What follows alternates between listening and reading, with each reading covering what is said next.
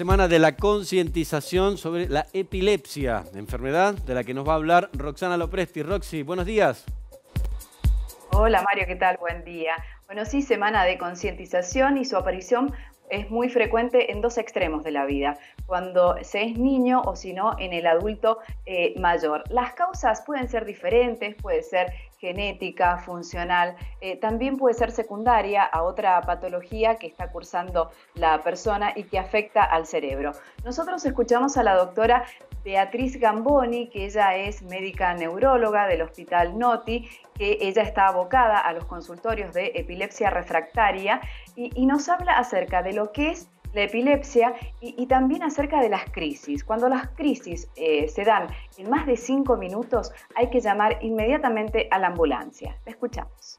La epilepsia es una enfermedad de origen cerebral que está producida por un aumento de la actividad eléctrica de las neuronas y que clínicamente se presenta como crisis, que van a tener diferentes características de acuerdo al lugar del cerebro en donde se produce la descarga. Afecta al 1% de la población general y en los chicos es el pico de máxima incidencia en cuanto a su presentación. En una crisis el paciente debe ser colocado boca arriba, 30 grados o de costado para evitar la broncoaspiración. Se debe mantener y aflojar la vía aérea permeable y aflojar la ropa para facilitar la respiración. No se debe colocar nada en la boca del paciente. Debemos observar bien cuáles son los movimientos que el paciente está haciendo y tomar en lo posible el tiempo de duración de la crisis. Posterior a una crisis, el paciente puede quedar dormido, puede tener dolor de cabeza. Es importante respetar ese sueño, no gritarlo, no sacudirlo, saber que esto es normal y que le va a llevar un tiempo poder recuperarse. ¿Resumimos o repasamos la información de modo gráfico, Roxy? Sí, para decirte sobre todo que en cuanto a la epilepsia refractaria es cuando el paciente no responde a dos fármacos antiepilépticos. Y aquí, ¿qué es lo que sucede? El médico evalúa qué tipo de tratamiento se le hace a ese paciente, porque cada tratamiento es diseñado de acuerdo a las crisis y a las causas. Y te acuerdas, recordemos, Mario, que seguramente vos lo vas a recordar, cuando hace un par de años en el Congreso de la Nación se aprobó el uso del cannabis medicinal solamente para este tipo de patología. Para la epilepsia refractaria, exacto. Solamente para la epilepsia refractaria. Y ahora sí repasemos los números. Mirá qué importante y lo que me llamó la atención en cuanto a la frecuencia. Entre 4.000 a 5.000 chicos están afectados por esta patología aquí en nuestra provincia. Y veamos cuáles son los factores. ¿Viste? A mí también me llamó la atención, por eso pregunté varias veces, ¿pero estos números son así? Veamos los factores desencadenantes de las crisis. Puede ser por falta de sueño, estrés, cansancio. Los médicos piden en esta época de pandemia, en este contexto de pandemia, que por favor no se abandonen los tratamientos. No, claro. Porque si se abandonan los tratamientos, esta es una enfermedad en donde el cuadro se puede agravar. También es importante decir que vayan al médico cuando así lo requieran. Le escuchamos a la doctora. Lo que pedimos es que bajo ninguna circunstancia abandonen los tratamientos antiepilépticos. La provisión de drogas en el hospital se está haciendo como normalmente se hacía, de lunes a jueves, de 8 a 10 de la mañana.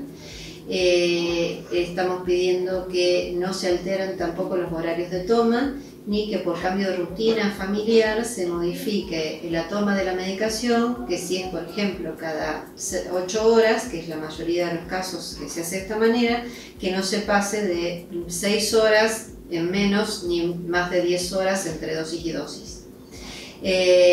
Lo que estamos también pidiendo es que se respeten las horas de sueño y que no haya un abuso de pantallas que modifique tanto la cantidad de horas de sueño, así como también hay que tener en cuenta que el estímulo lumínico en 1 al 2% de las epilepsias puede desencadenar crisis. Claro, en estos casos, Roxana, una suspensión de tratamiento no significa solo una pausa, sino significa un retroceso, y un retroceso fuerte. un agravamiento del cuadro. Y ya que hablamos de la epilepsia refractaria y de la semana de concientización, tenemos que concientizarnos acerca de lo que le ocurre a aquellas personas que padecen este tipo de patología. Veamos lo que le pasa a Carlos Romano y vemos las imágenes. Es un hombre de 38 años. Bueno, él tiene crisis, tiene 60 crisis al día. Esto es tremendo y está necesitando un estimulador vagal para poder controlar esas crisis. Su familia ha hecho difundir un video por las redes sociales, nos llegó a nosotros y este es el pedido que hace Gladys a las autoridades de OSED para que finalmente ellos adquieran este estimulador y mejorar la vida, sobre todo de Carlos. Escuchamos el reclamo. Lo que quiero pedir, por favor, es el estimulador que mi hijo necesita, un estimulador vagal para la epilepsia. Él tiene epilepsia refractaria y por tanto necesita el estimulador, ya que en noviembre dejó de funcionar.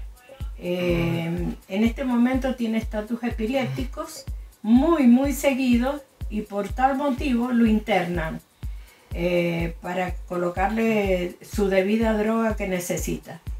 Eso hace peligrar también que estamos en una situación de riesgo y él corre peligro su vida permanente, ya que tiene 60 ataques por día y necesita, por favor, necesito que le hagan esa operación, ya que estaba estipulada más o menos para el mes de junio y hasta el día de hoy no se sabe nada